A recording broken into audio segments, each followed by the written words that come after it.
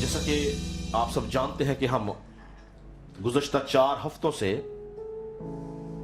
کلام مقدس کے اندر سے روحانی جنگ کے بارے میں سیکھ رہے ہیں کہ ہم کس طرح سے روحانی جنگ لڑ سکتے ہیں اور روحانی جنگ کیا ہے، کیوں لڑی جاتی ہے، اور کون ہے جو روحانی جنگ لڑتے ہیں ابلیس کی طرف سے، اور کون ہے جو روحانی جنگ لڑتے ہیں انسانوں میں سے جو لوگ ایماندار ہیں، وہ کس طرح سے روحانی جنگ لڑ سکتے ہیں۔ ہم نے گزشتہ ہفتوں کے اندر فرشتوں کے بارے میں سیکھا، ہم نے بدروحوں کے بارے میں سیکھا، ہم نے حکومتوں کے بارے میں سیکھا، ابلیس کی بادشاہت کے مختلف لیولز کے بارے میں سیکھا۔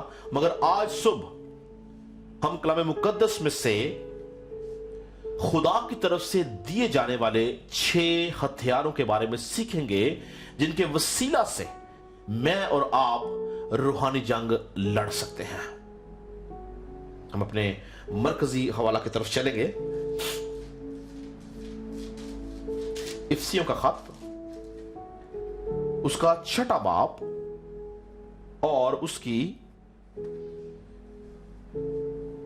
میں 10ویں آیت سے آپ کے سامنے پڑھوں گا، غور سے سنیے گا۔ خدا کلام یوں مرقوم ہے: غرض خداوند میں اور اس کی قدرت کے زور میں مضبوط بنو، خدا کے سب ہتھیار باندھ لو تاکہ تم ابلیس کے منصوبوں کے مقابلہ میں قائم رہ سکو، کیونکہ ہمیں خون اور گوشت سے کشتی نہیں کرنا بلکہ حکومت والوں اور اختیار والوں اور اس دنیا کی تاریکی کے حاکموں اور شرارت کی ان روحانی فوجوں سے جو آسمانی مقاموں میں ہیں۔ اس واسطے تم خدا کے سب ہتھیار باندھ لو۔ کیا لکھا ہے؟ اس واسطے تم خدا کے سب ہتھیار باندھ لو تاکہ برے دنوں میں مقابلہ کر سکو۔ تو آج جو خاص بات سیکھنی ہے وہ خدا کے ہتھیار ہیں، تاکہ برے دنوں میں مقابلہ کر سکو اور سب کاموں کو، کن؟ 1 نہیں، 2 نہیں، 3 نہیں، سب کاموں کو انجام دے کر قائم رہ سکو۔ پس اب سنیں کہ ہتھیار کیا ہیں۔ جو 6 ہتھیار ہیں ان کے بارے میں بتایا گیا۔ 14ویں آیت میں لکھا ہے: پس سچائی سے اپنی کمر کس کر اور راست بازی کا بختر لگا کر اور پاؤں میں صلح کی خوشخبری کی تیاری کے جوتے پہن کر اور ان سب کے ساتھ ایمان کی سپر لگا کر قائم رہو، جس سے تم اس شریر کے سب جلتے ہوئے تیروں کو بجھا سکو، اور نجات کا خود اور روح کی تلوار یعنی خدا کا کلام لے لو، اور ہر وقت ہر طرح سے روح میں دعا اور منت کرتے رہو، اور اس غرض سے جاگتے رہو کہ سب مقدسوں کے واسطے بلا ناغہ دعا کیا کرو۔ تو آج ہم کلام مقدس میں سے جو بات سیکھنے والے ہیں وہ ہے خدا کے 6 ہتھیار۔ یاد رکھیں کہ اس حوالہ کے اندر ہمیں 3 خاص باتیں نظر آتی ہیں۔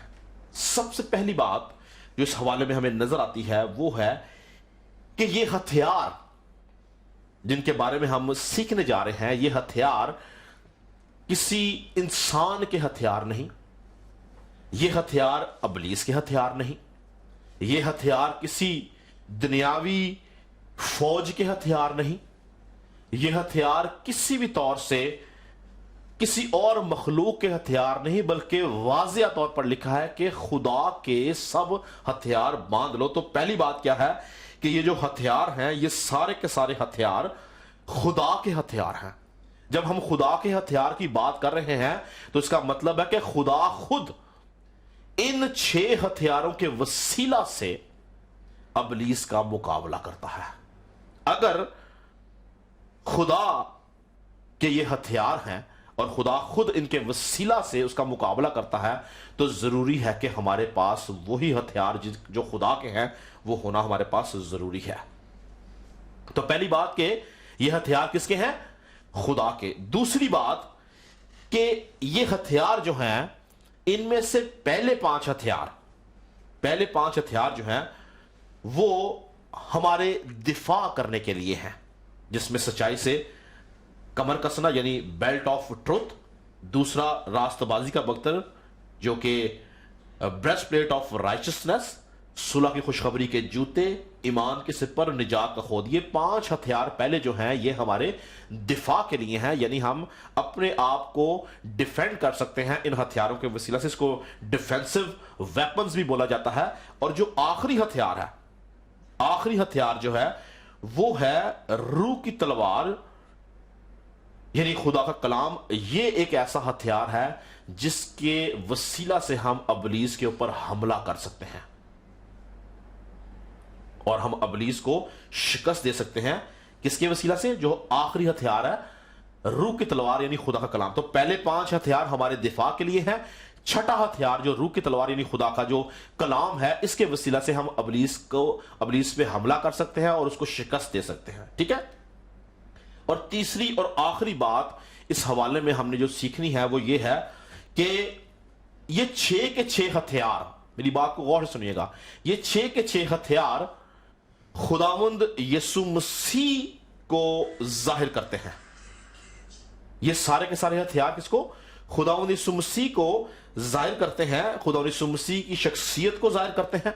ये खुदावंद यीशु मसीह की सफात को जाहिर करते हैं। ये खुदावंद यीशु मसीह की खुसूसियात को जाहिर करते हैं। इसीलिए पौलुस रसूल क्या लिखता है कि खुदा के सब हथियार बांध लो, यानी कि खुदा के हथियार बांधने का मतलब या खुदा के हथियार पहन लेने का मतलब है कि हमने यीशु मसीह को पहन लेना है।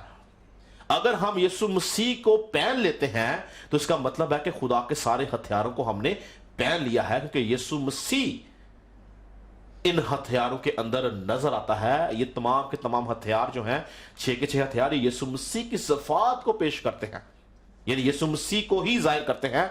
और अगर हम इनसे लेस हैं, हमने इनको पहना हुआ है, तो इसका मतलब है कि हमने यीशु मसीह को पहना हुआ है। हम यीशु मसीह के अंदर हैं और फिर हम अबलीस के मुकाबला में कायम रह सकते हैं और उसका मुकाबला करके उसको हम शिकस्त दे सकते हैं। तो हम सबसे पहले देखेंगे कि किस तरह से ये 6 के 6 हथियार जो हैं ये खुदावंद यीशु मसीह को जाहिर करते हैं, किस तरह से इनके अंदर खुदावंद यीशु मसीह की सफात नजर आती है। तो पहला हथियार हमने क्या देखा? सबसे पहला हथियार था सच्चाई, और सच्चाई से कमर कस के। सच्चाई जो है इसको इंग्लिश में ट्रुथ कहते हैं। तो याद रखें कि उर्दू जुबान में, उर्दू बाइबल के अंदर जो है हमें इसके 2 से 3 तर्जमे मिलते हैं। इस ट्रुथ का जो तर्जमा किया गया वो हक है, सच है और सच्चाई है। तो जो यीशु मसीह है, यीशु मसीह जो है वो सच्चाई का मंबा है। वो सच्चाई का रास्ता नहीं बल्कि बजाते खुद सच्चाई है। यीशु मसीह ने यह नहीं कहा कि मैं तुम्हें राह, हक और जिंदगी की तरफ लेके जाता हूं। यीशु मसीह ने यह नहीं कहा। यीशु मसीह ने बोला राह, हक और जिंदगी मैं हूं। I am a way, truth and life. तो यीशु मसीह क्या है? हक है, यानी सच्चाई है। तो ये पहला हथियार जो कि सच्चाई है, ये यीशु मसीह को जाहिर करता है, क्योंकि यीशु मसीह जो है वो सच्चाई का मंबा है। और ये हथियार यीशु मसीह की सिफत है कि वो सच्चा है। हम आगे जाके सीखेंगे इसके बारे में, क्योंकि ये पहला हथियार आज मैं आपको एक्सप्लेन करूंगा। दूसरा हथियार क्या हमने देखा? रास्तबाजी। दूसरा हथियार क्या है? रास्तबाजी। तो याद रखें बाइबल मुकद्दस में बहुत सारी जगह पर यीशु मसीह को जो है वो रास्तबाज कहा गया है और कुछ हवाला जात के अंदर उसको रास्तबाजी का बादशाह बोला गया है। वो किंग है राइचियसनेस का, वो इस रास्तबाजी का भी मंबा है। रास्तबाजी जो कि खुदा का बजाते खुद, यानी खुदा बाप का चीफ वेपन है ये। और चूंकि खुदा बाप का ये चीफ वेपन है, यीशु मसीह के वसीला से इसको दुनिया के अंदर भेजा गया है। इसीलिए यीशु मसीह को रास्तबाजी का बादशाह बोला गया है। अगर आप मेरे साथ एक हवाला निकालें तो इब्रानियों का खत, उसका 7वां बाब, गौर से सुनिएगा। इब्रानियों का खत उसका 7वां बाब, उसकी पहली आयत से पढ़ूंगा। लिखा है, और ये मलकिसेदक सालम का बादशाह खुदा ताला का कायन हमेशा कायन रहता है। जब इब्राहिम बादशाहों को कत्ल करके वापस आता था तो اسی نے اس کا استقبال کیا اور اس کے لیے برکت چاہی. اسی کو ابراہیم نے سب چیزوں کی دائیکی دی. یہ اول تو اپنے نام کے معنی کے موافق راست بازی کا بادشاہ ہے. یعنی یسوع مسیح جو ہے وہ بادشاہ راست بازی کا. اور آگے لکھا ہے اور پھر سالم یعنی صلح کا بادشاہ. یہ بے باپ بے ماں بے نسب نامہ ہے, نہ اس کی عمر کا شروع نہ زندگی کا آخر, بلکہ خدا کے بیٹے کے مشابہ ٹھہرا. تو بائبل مقدس واضح بتاتی ہے کہ یسوع مسیح جو ہے وہ راست بازی کا بادشاہ ہے. یہ خدا کی صفت اور پھر یسوع مسیح کی صفت ہے. جو دوسرا ہتھیار ہم نے دیکھا راست بازی. میں چاہتا ہوں ہم اس کا ایک حوالہ اور پڑھیں. اگر آپ میرے ساتھ نکالیں پہلا کرنتھیوں دوسرا کرنتھیوں اس کا 5واں باب اور اس کی 21 آیت میں لکھا ہے, جو گناہ سے واقف نہ تھا اسی کو اس نے ہمارے واسطے گناہ ٹھہرایا تاکہ ہم اس میں ہو کر خدا کی راست بازی ہو جائے. کس میں ہو کر؟ یسوع مسیح میں ہو کے خدا کی راست بازی ہو جائے. ایک اور حوالہ میرے ساتھ جلدی سے دیکھ لیں. پہلا پترس اور اس کا 3 باب اور اس کی 18 آیت سنیے گا غور سے. پہلا پترس اس کا 3 باب اس کی 18 آیت میں لکھا ہے, اس لیے کہ مسیح نے بھی یعنی راست باز نے. تو یسوع مسیح کے ساتھ جو خاص ایک لقب لگایا گیا, راست باز نے ناراستوں کے لیے گناہوں کے باعث ایک بار دکھ اٹھایا تاکہ ہم کو خدا کے پاس پہنچائے. وہ جسم کے اعتبار سے تو مارا گیا لیکن روح کے اعتبار سے زندہ کیا گیا. تو یہاں پہ جب یسوع مسیح کی بات کرتا ہے تو وہ کہتا ہے کہ مسیح نے بھی یعنی راست باز نے. تو یسوع مسیح جو ہے کلام مقدس کے مطابق وہ اس دنیا کے اندر راست بازی کا مالک ہے, راست بازی کا بادشاہ ہے, اور وہ اس کا منبع ہے, وہ کریٹر ہے. اور بہت سارے حوالہ جات ہیں لیکن ہمارے پاس وقت نہیں کہ ہم حوالہ جات پڑھیں. لیکن یہ دوسرا ہتھیار بھی یسوع مسیح کو ظاہر کرتا ہے. تیسرا ہتھیار کیا ہے؟ صلح کی خوشخبری کے جوتے. تو ابھی ہم نے جو عبرانیوں کا خط اس کا 7واں باب پڑھا تھا, اس کے اندر ہم نے دوسری آیت میں کیا پڑھا تھا؟ اسی کو ابراہیم نے سب چیزوں کی دائیکی دی. یہ اول تو اپنے نام کے معنی کے موافق راست بازی کا بادشاہ ہے, اور پھر سالم یعنی صلح کا بادشاہ. تو صلح کا بادشاہ کون ہے؟ صلح کا مالک کون ہے؟ صلح کا موجد کون ہے؟ صلح کا بنانے والا کون ہے؟ خداوند یسوع مسیح. یسایہ اس کے حق میں کیا کہتا ہے کہ اس کا نام عجیب مشیر, خدا قادر, ابدی کا باپ اور سلامتی کا شہزادہ ہوگا. یعنی خداوند یسوع مسیح جو ہے وہ سلامتی کا شہزادہ ہے. ہی از اے پرنس آف پیس, وہ صلح کا بادشاہ ہے. تو یہ جو تیسرا ہتھیار ہے یہ بھی خداوند یسوع مسیح کو ظاہر کرتا ہے کہ وہ صلح کا مالک ہے, صلح کا بادشاہ ہے. چوتھا ہتھیار کیا ہے؟ ایمان کی سپر. تو یاد رکھیں کہ کلام مقدس کے اندر ایمان کے بارے میں بہت ساری باتیں ملتی ہیں. ابراہیم کے بارے میں کہ ابراہیم خدا پہ ایمان لایا اور یہ اس کے حق میں راست بازی گنا گیا. ایمان سے بہت ساری باتیں ہم دیکھتے ہیں. عبرانیوں کا خط اگر آپ اس کا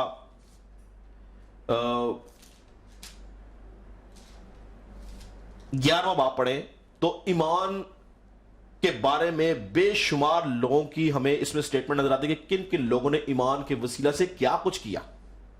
ٹھیک ہے, جس طرح ہنوک کا ذکر کیا گیا ہے. ٹھیک ہے, پھر اس کے اندر ہمیں نوح کا ذکر ملتا ہے, ابراہیم کا ذکر ملتا ہے, بہت سارے لوگوں کا سارا کا ذکر ملتا ہے, بہت سارے پرانے عہد نامہ کے مقدسین کا ذکر ملتا ہے جو ایمان کے ساتھ زندگی گزارتے رہے. لیکن نیا عہد نامہ ایمان کے بارے میں جب بات کرتا ہے تو ایمان کا موجد, ایمان کا پائنیئر, ایمان کا کریٹر کس کو ظاہر کرتا ہے؟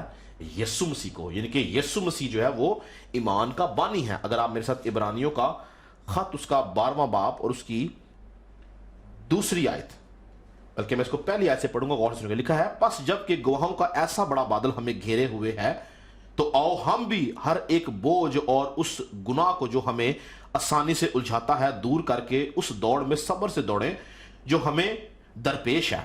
اور ایمان کے بانی، ایمان کے بانی مین پائنیئر، بنانے والے، موجد کی بات کی ہے، ایمان کے بانی اور کامل کرنے والے یسوع کو تکتے رہیں، جس نے اس خوشی کے لیے جو اس کی نظروں کے سامنے تھی شرمندگی کی پرواہ نہ کر کے صلیب کا دکھ سہا اور خدا کے تخت کے دائنی طرف جا بیٹھا۔ تو ایمان کے بانی یعنی ایمان کا بنانے والا، جس نے ایمان کو پیدا کیا ہے، ایمان کو جنم دیا ہے، ایمان کا کریٹر ہے، وہ کون ہے؟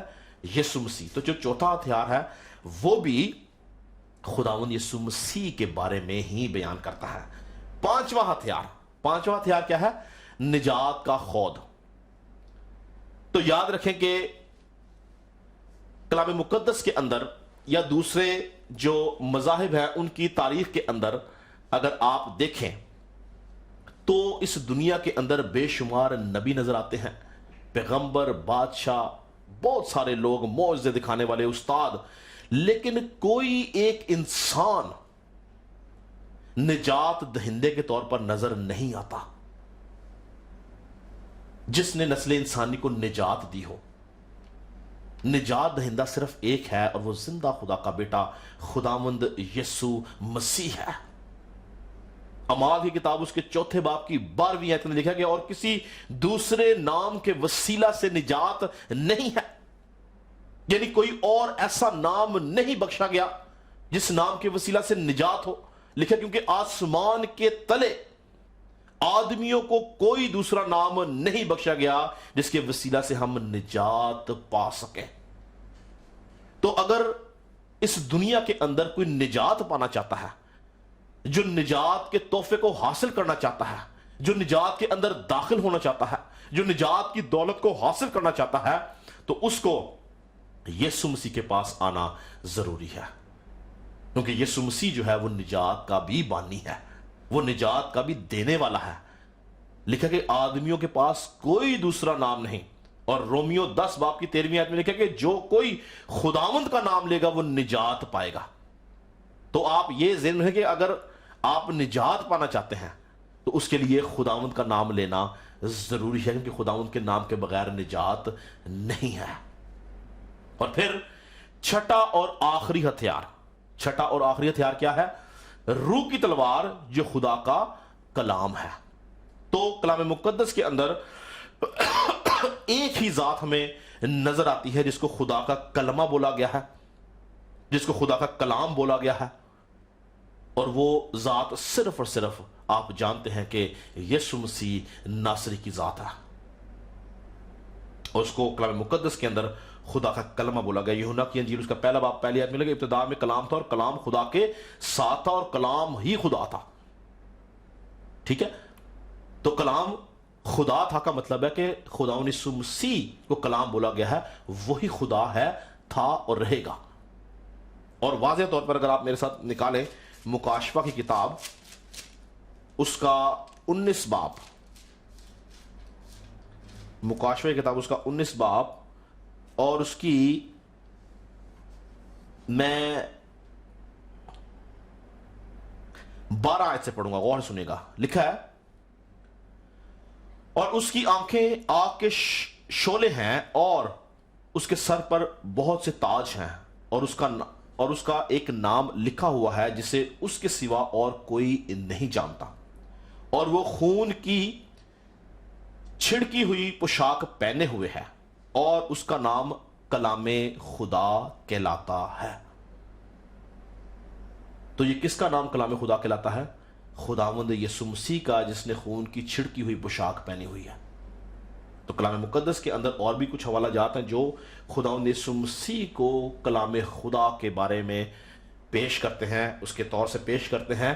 تو یہ جو چھٹا ہتھیار ہے، یہ چھٹا ہتھیار بھی خداوند یسوع مسیح کو ظاہر کرتا ہے۔ مختصر طور پر بتانا یہ چاہتا ہوں کہ اس سے پہلے کہ ہم ہر ایک ہتھیار کے بارے میں علیحدہ سیکھیں کہ کس ہتھیار کا کیا مطلب ہے، آپ اس کو کس طرح سے ابلیس کے خلاف استعمال کر سکتے ہیں، بتانا یہ چاہتا ہوں کہ یہ تمام کے تمام ہتھیار ہر ہر طرح سے خداوند یسوع مسیح کو ظاہر کرتے ہیں۔ ان کو باندھ لینا، ان کو پہن لینے کا مطلب ہے کہ ہم خداوند یسوع مسیح کو اپنے اوپر پہن لیں، ہم خداوند یسوع مسیح میں چھپ جائیں، تو پھر ہی ہماری زندگی میں وہ ہتھیار ہے۔ اگر یسوع مسیح کو ہم پہنتے نہیں تو یہ ہتھیار ہمارے پاس نہیں ہے، ہم ان ہتھیاروں کا استعمال نہیں کر سکتے ہیں، کیونکہ یہ 6 کے 6 ہتھیار خداوند یسوع مسیح کو ظاہر کرتے ہیں۔ ہاللیلویہ۔ اسی لیے پالوس رسول یہ کہتا ہے کہ تم خدا کے سب ہتھیار باندھ لو تاکہ برے دنوں میں مقابلہ کر سکو اور سب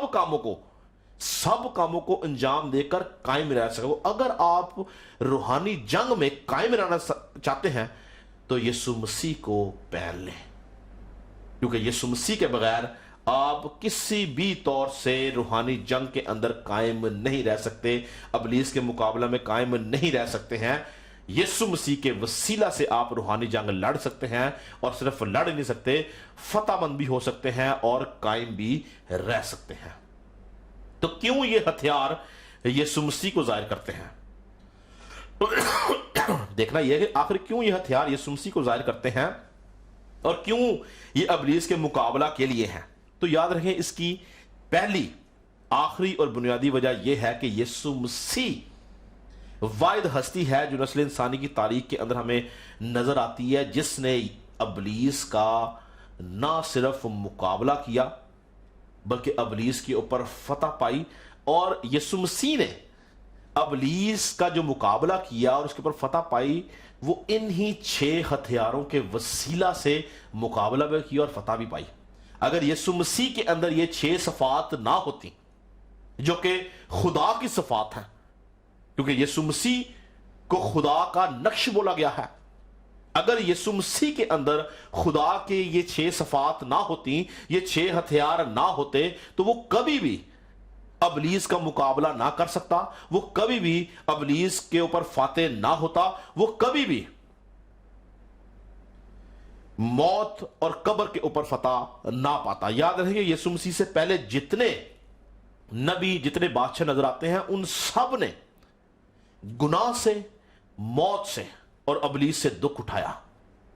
وہ سب، ابلیس نے ان سے گناہ بھی کرایا، ابلیس نے ان کو موت بھی دلائی اور موت ان کے اوپر حکومت کرتی رہی، لیکن یسوع مسیح ان ہتھیاروں کے وسیلہ سے، ان ہتھیاروں کی وجہ سے، ان صفات کی وجہ سے نہ وہ گناہ میں مبتلا ہوا، نہ اس کے اوپر موت آئی۔ جب میں موت کی بات کر رہا ہوں تو پرماننٹ موت، یسوع مسیح کا مرنا یا موت لینا میں آپ کو پہلے کئی دفعہ بیان کر چکا ہوں کہ رضا کرانہ طور پہ تھا، اس نے اپنی جان دی، اس کی جان لی نہیں گئی، اس نے اپنی جان اس لیے دی تاکہ میں اور آپ اس کے وسیلہ سے دوبارہ جی اٹھے۔ اور پھر جب وہ مرا، یعنی موت اس میں آئی، تو موت نے اس کے اوپر قبضہ نہیں کیا، بلکہ یسوع مسیح قدرت کے ساتھ وہ جی اٹھا اور اس نے موت پہ اور ابلیس کے اوپر فتح پائی۔ کس طرح؟ ان ہتھیاروں کے وسیلہ سے۔ یسوع مسیح اگر فاتح ہوا تو ان ہتھیاروں کے وسیلہ سے۔ آج اگر مسیحی فتح مند زندگی گزارتے ہیں تو وہ ان ہتھیاروں کے وسیلہ سے گزارتے ہیں۔ اگر کسی شخص کی زندگی میں یہ 6 ہتھیار نہیں ہے تو یاد رکھیں، سچی بات ہے پر کڑوی ہے، کہ وہ فتح مند زندگی نہیں گزار سکتا۔ اگر آپ چاہتے ہیں کہ آپ کی زندگی فتح مند ہو تو ان ہتھیاروں کو اپنی زندگی میں لے کے آئیں، یسوع مسیح کو پہن لیں، کیونکہ یسوع مسیح کو پہنیں گے تو یہ ہتھیار آپ کی زندگی کے اندر کام کریں گے اور اس کے وسیلہ سے آپ ابلیس کے اوپر فاتح ہوں گے۔ تو یاد رکھیں کہ ہم مزید آگے ان ہتھیاروں کے بارے میں علیحدہ سیکھیں گے، پر میں بتانا ہی چاہتا ہوں کہ ان ہتھیاروں کی افادیت کیا ہے، یہ کتنے اہم ہیں، کیونکہ یہ یسوع مسیح کو ظاہر کرتے ہیں اور ہمیں یسوع مسیح کو اپنی زندگی میں لینا ضروری ہے۔ پھر ہم علیحدہ ان ہتھیاروں کو دیکھتے ہیں کہ پہلا ہتھیار کیا ہے؟ سچائی۔ پہلا ہتھیار کیا ہے؟ سچائی، جو کہ ہم نے ابھی دیکھا، کلام مقدس میں سے سیکھا کہ وہ یسوع مسیح کو ظاہر کرتا ہے۔ اور اگر ہم سچائی کے مترادف دیکھیں، یعنی اس کی اپوزٹ دیکھیں، تو کیا ہے؟ سچائی کا اپوزٹ کیا ہے؟ جھوٹ، فریب۔ تو یاد رکھیں کلام مقدس کے اندر جس طرح سے سچائی کا منبع، سچائی کا موجد، سچائی کا مالک یسوع مسیح ہے، इस तरह से झूठ का मंबा, झूठ का मौजद, झूठ का बनाने वाला जो है वो अबलीस है। बल्कि कलाम मुकद्दस के अंदर अबलीस को झूठ का बाप, झूठों का बाप नहीं, वहां पे झूठ का बाप लिखा हुआ है। झूठों का बाप तो वो है ये, लेकिन कलाम मुकद्दस में क्लियर लिखा है कि वो झूठ का बाप है, यानी उसका बनाने वाला है, उसका पैदा करने वाला है। बाप पैदा करता है ना, बाप पैदा करता है। इसी तरह से अबलीस ने झूठ को पैदा किया है, उसको झूठ का बाप बोला गया है। मेरे साथ निकालें यूहन्ना की अंजील, यूहन्ना की अंजील उसका 8वां बाप, यूहन्ना की अंजील उसका 8वां बाप और उसकी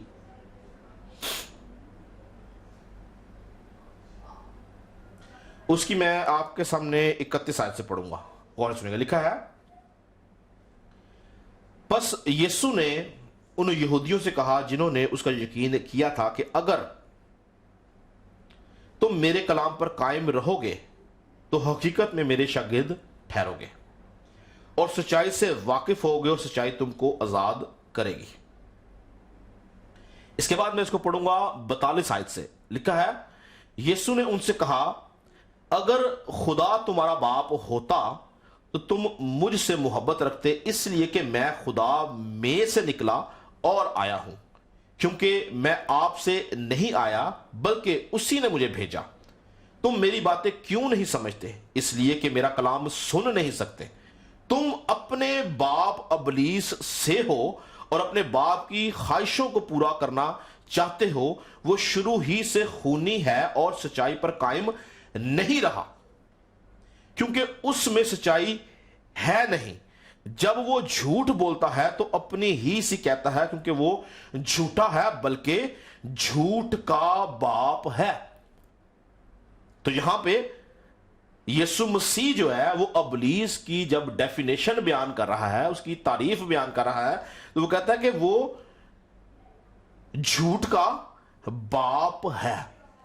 तो जिस तरह से यीशु मसीह, हम पहला हथियार सीख रहे हैं, याद रखें, जो कि सच्चाई है, हम उसको सीख रहे हैं। तो जिस तरह हमने देखा कलाम मुकद्दस में यीशु मसीह जो है वो सच्चाई का मंबा है, सच्चाई का मौजद है, बनाने वाला है। इस तरह से अबलीस जो है सच्चाई के ऑपोजिट, उसके मुतरादिफ जो झूठ है उसका बाप है। और वो क्यों बाप है, उसको क्यों बाप बोला जाता है? क्योंकि हम आसमानों को अगर 2 मिनट छोड़ दें कि आसमानों में जो उसने बगावत की या जो कुछ किया, जमीन की हम बात करें कि जमीन के ऊपर कलाम मुकद्दस की तारीख के अंदर अगर हम पैदाइश से मुकाशफा तक देखें तो सबसे पहला झूठ जो बोला गया वो अबलीस की तरफ से बोला गया। सबसे पहला झूठ जो बोला गया वो अबलीस की तरफ से बोला गया। और ये झूठ उसने और कहीं नहीं बल्कि बागे अदन में खुदा की हजूरी के अंदर बोला। ये उसने झूठ की बुनियाद रखी जो कि सच्चाई के मुतरादिफ है, सच्चाई के ऑपोजिट है। उसने बुनियाद रखी कहां पे? बागे अदन के अंदर, आदम और हवा की जिंदगी के अंदर। ये सबसे पहला झूठ हमें कलाम मुकद्दस के अंदर नजर आता है, जो किसकी तरफ से बोला गया?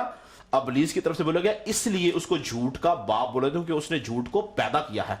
तो अगर आप मेरे साथ पैदाइशी किताब उसका 3रा बाप और उसकी मैं पहली आयत से पढ़ूंगा, गौर सुनेगा। ये हवाला हम बेशुमार दफा हमने अपने मैसेजेस में सुना होगा, देखा होगा, लेकिन आज हम गौर करेंगे कि इस हवाले की इन पहली 5 आयात के अंदर झूठ की बुनियाद रखी गई है। और किसकी तरफ से रखी गई है? अबलीस की तरफ से, जो झूठ का बाप है, उसका पैदा करने वाला है। लिखा है 3रे बाप की पहली आयत में लिखा है, और सांप कुल दश्ती जानवरों से जिनको खुदा ने बनाया था चालाक था। और उसने औरत से कहा, क्या वाकई खुदा ने कहा है कि बाग के किसी दरख्त का फल ना खाना? सबसे पहले उसने शक को प्लांट किया। दूसरी आयत में लिखा है, औरत ने सांप से कहा कि बाग के दरख्तों का फल तो हम खाते हैं, पर जो दरख्त बाग के बीच में है उसके फल की बाबत खुदा ने कहा है कि तुम ना तो उसे खाना और ना छूना, वरना मर जाओगे।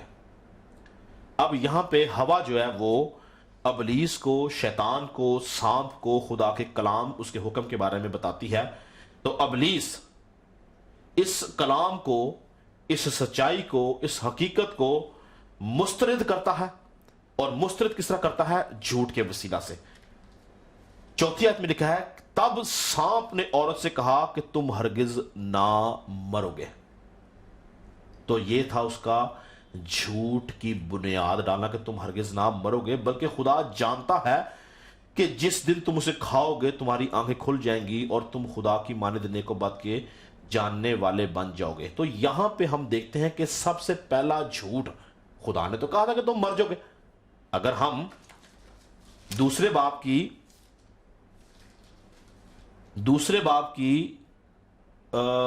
17 آیت دیکھیں تو لکھا ہے کہ لیکن نیک و بد کی پہچان کی درخت کا کبھی نہ کھانا، کیونکہ جس روز تو نے اس میں سے کھایا تو مرا.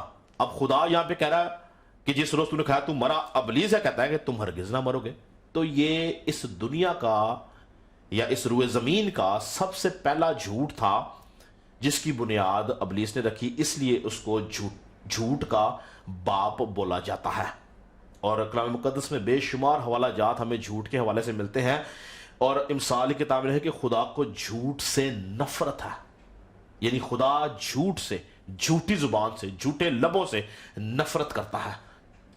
اسی لیے اگر آپ چاہتے ہیں کہ آپ روحانی جنگ لڑیں تو آپ کی زندگی کے اندر خدا کی سچائی، یسوع مسیح کی سچائی، اس کا کردار، اس کی اس صفت کا ہونا ضروری ہے. اس کے بغیر آپ روحانی جنگ نہیں لڑ سکتے ہیں. اور جب ہم جھوٹ بولتے ہیں تو چونکہ ہم نے پڑھا بھی کہ ابلیس جو ہے وہ جھوٹ کا باپ ہے، تو ہم اپنی ولدیت کو تبدیل کر لیتے ہیں، پھر ہم ابلیس کے فرزند ٹھہرتے ہیں. لیکن جب ہم سچائی کے ساتھ چلتے ہیں تو ہمارا باپ کون ہے؟ خدا جو آسمانوں پہ ہے. یسوع مسیح ہمارا بڑا بھائی ٹھہرتا ہے. لیکن جب ہم جھوٹی زندگی گزارتے ہیں، مسلسل جھوٹ، ہر بات میں، ہر کام میں، ہر چیز میں جب ہم جھوٹ بولتے ہیں تو ہم ابلیس کے فرزند ٹھہرتے ہیں، کیونکہ وہ جھوٹ کا باپ ہے. پھر ایک خاص بات کلام مقدس کے اندر آپ دیکھیں، یسوع مسیح سے پہلے بہت سے نبی آئے. یسوع مسیح کے دور میں ہم نے کچھ نبیوں کو دیکھا، یسوع مسیح کے شاگردوں نے بڑی خدمت کی، لیکن ایک خاص جملہ، ایک خاص سٹیٹمنٹ جو یسوع مسیح نے بولی ہے، اور اگر کسی نے بولی ہوگی تو شاید کوئی ایک دو دفعہ ہمیں کوئی ریفرنس ملے، ورنہ پوری بائبل میں صرف یہ سٹیٹمنٹ یسوع مسیح کے ساتھ منسلک ہے، یسوع مسیح کی جانب بولی گئی، اور یسوع مسیح نے اس بات کو بار بار دہرایا اپنی زمینی خدمت کے دوران. اگر آپ اناجیل اربع یعنی پہلی 4 انجیلیں جو ہیں ان کا آپ اگر مطالعہ کریں تو آپ دیکھیں کہ یسوع مسیح ایک خاص بات بولتا تھا کہ میں تم سے سچ کہتا ہوں. اگر آپ 4 انجیلوں کا مطالعہ کریں تو آپ کو 65 to 70 ٹائمز یعنی 65 سے 70 دفعہ یہ سٹیٹمنٹ نظر آئے گی 4 اناجیل کے اندر کہ میں تم سے سچ کہتا ہوں. کیوں یسوع مسیح یہ بات کہتا تھا کہ میں تم سے سچ کہتا ہوں؟ اس کی وجہ یہی تھی کیونکہ وہ سچ کا موجد تھا، اور قوم بنی اسرائیل کہیں نہ کہیں یہ جانتی تھی کہ فقی فریسی جو ہیں وہ ان سے سچ نہیں بولتے، وہ من گھڑت باتیں کرتے ہیں، وہ بہت ساری باتیں اپنے سے جھوٹ فریب کے ساتھ ان کے اوپر امپلیمنٹ کرتے تھے، اور انہوں نے قوم بنی اسرائیل کو جھوٹ اور فریب کے وسیلہ سے دبا کے رکھا ہوا تھا. یسوع مسیح اپنی تعلیم کے اندر جگہ جگہ ان سے بات کرتے کہ میں تم سے سچ کہتا ہوں. یسوع مسیح سے پہلے کسی نبی کے بارے میں آپ نے یہ بات نہیں سنی کہ کوئی نبی یہ بات بولے کہ میں تم سے سچ کہتا ہوں. لیکن یسوع مسیح کے بارے میں میں نے بولا کہ اگر آپ 4 انجیلوں کا آپ مطالعہ کریں تو 65 سے 70 دفعہ یسوع مسیح یہ بات بولتا ہے کہ میں تم سے سچ کہتا ہوں. اور خداوند یسوع مسیح کی سچائی کی شہادت جو اس کے دشمن تھے، جو فقی فریسی اور سردار قائن تھے، وہ بھی دیتے تھے.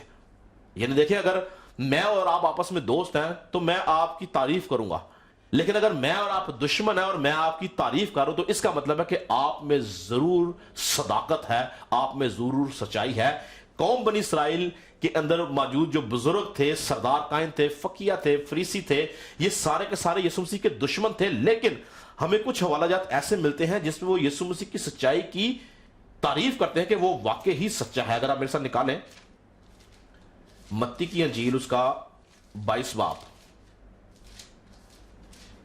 یاد رہے کہ ہم کیا سیکھ رہے ہیں کہ سچائی کیا ہے اور کس طرح سے ہم سچائی کا استعمال کر سکتے ہیں اور ابلیس کا مقابلہ کر سکتے ہیں. اگر آپ میرے ساتھ نکالیں متی کی انجیل اس کا 22 باب اور اس کی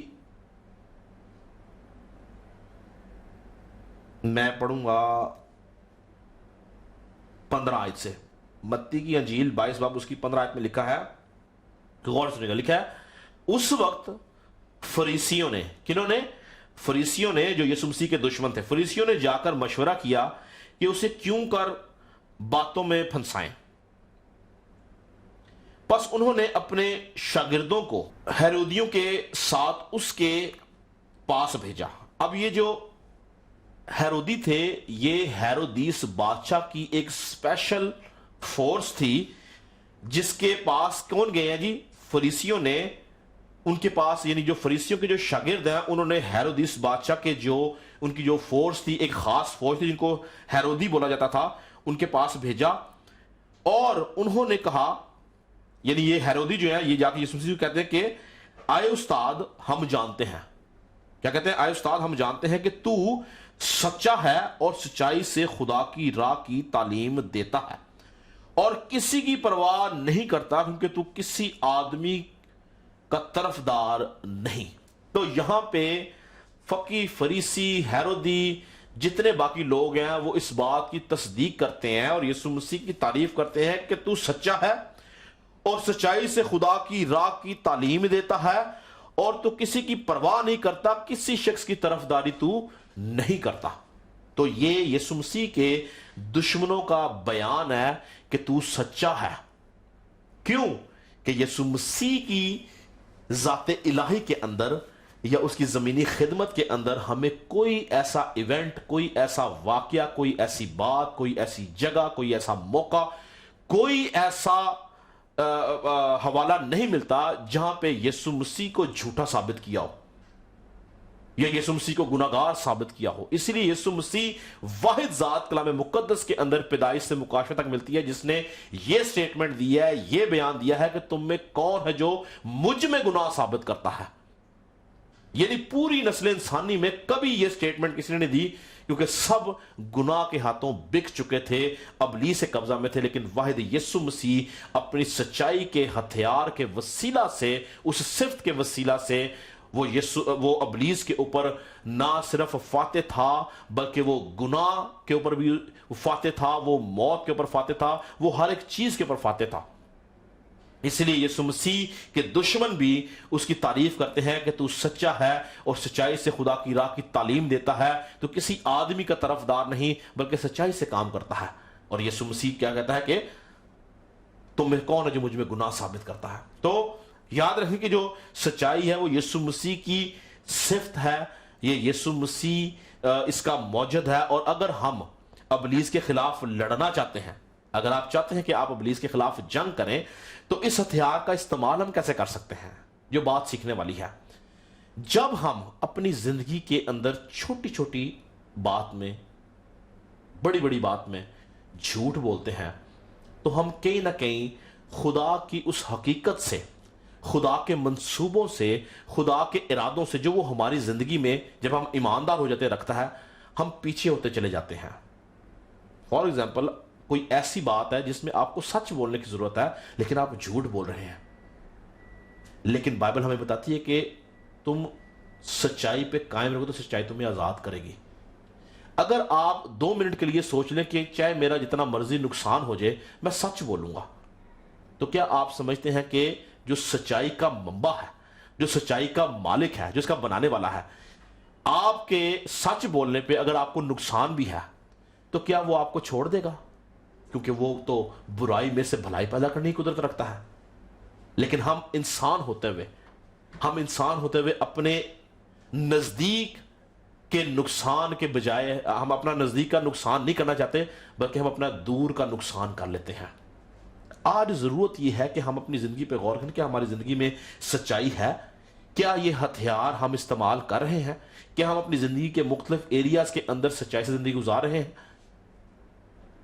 بہت ساری ایسی باتیں یاد رکھیں کہ جو آپ کو دوسروں کو دکھانے کی ضرورت نہیں ہے. آپ دوسروں کے ساتھ آپ کو وہ, فار ایگزامپل, آپ ضرورت نہیں کہ آپ ہر بندے کے سامنے سچی بات کر رہے ہیں. بہت سارے کام آپ اپنی زندگی میں اپنے آپ سے آپ جو کر رہے ہیں اس میں بھی ہم جھوٹ کے ساتھ وہ کام کر رہے ہوتے ہیں. ہمیں सोचना है इस बात को कि हमारी जिंदगी में खुदा का यह हथियार है, यीशु मसीह का यह हथियार है। क्या हमारी जिंदगी में सच्चाई है? हम सच्चाई से जिंदगी गुजार रहे हैं या नहीं? क्योंकि अगर हम सच्चाई के साथ जिंदगी नहीं गुजारते तो याद रखें कि हमारे बाकी जो अगले हथियार हैं उनको हम इस्तेमाल नहीं कर सकते हैं। क्योंकि ये पहला मेन हथियार जो है सच्चाई, अगर ये हमारी जिंदगी में नहीं है तो उसके बाद रास्तबाजी, निजात, सुलह की खुशखबरी के जूते, कलाम हक, ये सारे के सारे हथियार हमारे लिए फजूल हैं।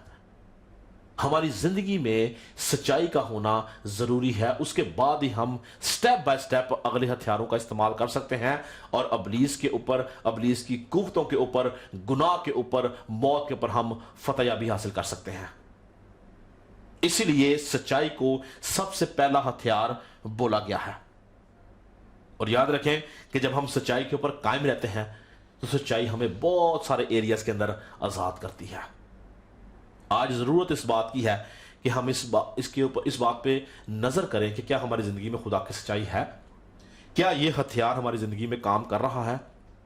अगर नहीं, मैं अपने आप को शामिल करके यह बात कहता हूं कि हम सबको, मुझे और आपको, आज के बाद अपनी जिंदगी में खुदा पाक रूह से, खुदा यीशु मसीह से, खुदा बाप से फजल मांगना है कि हमें फजल दे के हम सच्चाई की जिंदगी गुजार सकें। क्योंकि याद रखेंगे, जब तक उसका फजल हमारे साथ नहीं, हम सच्चाई की जिंदगी नहीं गुजार सकते हैं। लेकिन उसका फजल हमें इस काबिल करता है कि हम सच्चाई की जिंदगी गुजारें, जिंदगी के हर एरिया के अंदर हम सच्चाई से काम लें। तो याद रहे कि सच्चाई हमें हर लिहाज से आजाद करेगी और तभी हम अबलीस के मुकाबला में कायम रह सकेंगे। हम इंसान होते हुए कमजोर हैं और बाज़ औक़ात हम झूठ बोल जाते हैं। आज हम अहद करेंगे इस बात का, आज हम ऐद करेंगे इस बात है, खुदावंद हम आज के बाद हम अपनी जिंदगी सच्चाई के साथ गुजारेंगे, चाहे हमारा कैसा भी नुकसान क्यों ना हो। ऐ खुदावंद हम अपनी सारी चीजों को, अपनी सारी फिक्रों को, अपने सारे नुकसानात को, अपनी सारी उलझनों को, अपनी सारी परेशानियों को हम तेरे पाक हाथों में देते हैं। हमें फजल दे के हम सच्चाई के साथ कमर कसकर अबलीस के मुकाबला में खड़े हो सकें, क्योंकि ये एक खास हथियार है जिसके साथ आप अबलीस का मुकाबला कर सकते हैं। क्योंकि अगर आप सच्चे हैं तो आप फाते हैं, अगर आप सच्चे हैं तो यीशु आप में है, अगर आप सच्चे हैं तो खुदा आपके साथ है, अगर आप सच्चे हैं तो रूहुल कुदस आपके साथ है, अगर आप सच्चे हैं तो आप अबलीस के खिलाफ हैं, बल्कि उस पर फाते हैं, क्योंकि वो झूठा है और झूठ का बाप है। यीशु मसीह सच का बाप है, सच का मौजूद है, सच का बानी है, और जब हम उसको पहन लेते हैं तो हम सच्चाई की जिंदगी गुजारते हैं। हालेलुया। हमारे पास वक्त नहीं कि हम मजीद जो हथियार हैं उनको सीखें।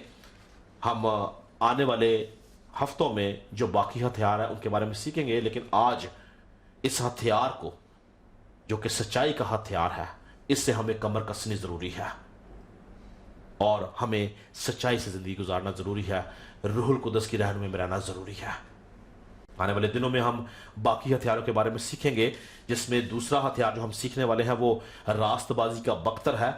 और जब आप बख्तर को देखें, हम आने वाले दिनों में मैं आपको सिखाऊंगा कि बख्तर जो है, अगर आप देखें, एक सिपाही अपनी छाती के ऊपर, अपने सीने के ऊपर बांधता था, जो उसके दिल की हिफाजत करता था। तो हम देखेंगे कि रास्तबाजी जो है ये खुदा का चीफ वेपन माना जाता है। यानी ये एक ऐसा हथियार है खुदा का जिसके वसीला से खुदा जो है वो फाते है पूरी कायनात के ऊपर। हम देखेंगे कि इस हथियार के वसीला से हम किस तरह से फतहमंद हो सकते हैं और किस तरह से ये हथियार हमारी जिंदगी में काम करता है, और रास्तबाजी के वसीला से किस तरह से हम अबलीस के ऊपर फाते होते हैं और खुदा की बादशाह का हिस्सा बनते हैं। तो आने वाले दिनों में हम रास्तबाजी के बख्तर के बारे में और बाकी जो हथियार उनके बारे में सीखेंगे।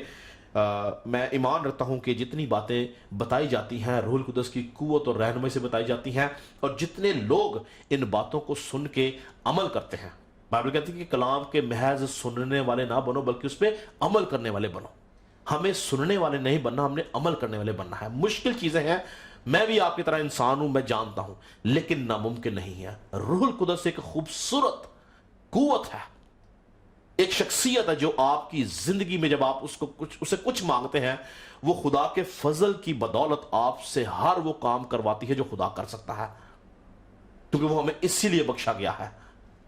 تو ہم اگر ان ہتھیاروں کا استعمال کرنا چاہتے ہیں تو یاد رکھیں بغیر روح القدس کے یا یسوع مسیح کے ہم ان ہتھیاروں کا استعمال نہیں کر سکتے۔ اسی لیے ہمیں ضرورت ہے کہ ہم روح القدس کی حضوری میں جھکیں تاکہ یہ ہتھیار ہماری لائف میں ایکٹیویٹ ہوں اور ہم کے وسیلہ سے برکت پا سکیں۔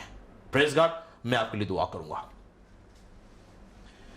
خداوند ہمارے آسمانی باپ، ہم تیرا شکر کرتے ہیں خداوند، اور اس بات پہ ایمان رکھتے ہیں کہ تو زندہ خدا ہے جو قدرت سے، قوت سے، زور سے بھرا ہوا ہے، اور اے خداوند یسوع مسیح کے لیے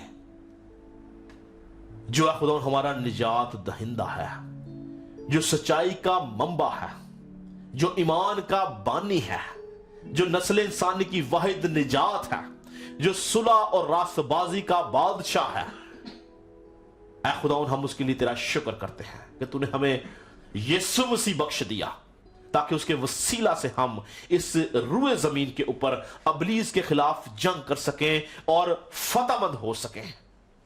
تیرا خادم مطابق خداوند سب کے لیے تیری برکت چاہتا ہوں، آج کے کلام کے لیے خداوند تیری برکت چاہتے ہیں۔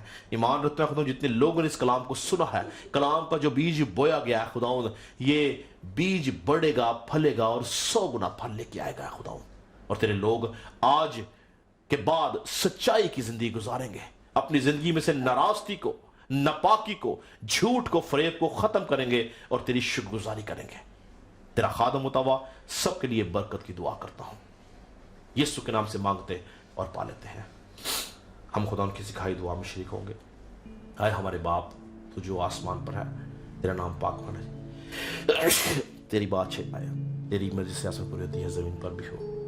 ہمارے روز کی روٹی آج ہمیں بخش، جس سے ہم نے اپنے قصور کو معاف کیا تو میں قصور میں معاف کرا، ہمیں آزمائش میں نہ پڑنے دے بلکہ برائی سے بچا، ان کے بادشاہت، قدرت اور جلال ہمیشہ رہے۔ اب ہمارے خدا یسوع مسیح کا فضل، خدا باپ کی محبت، پاک روح کی رفاقت اور شراکت حاضر جماعت کے ساتھ، کل دنیا کے ایمانداروں کے ساتھ اب سے ہمیشہ تک اسی طرح ہوتی رہے۔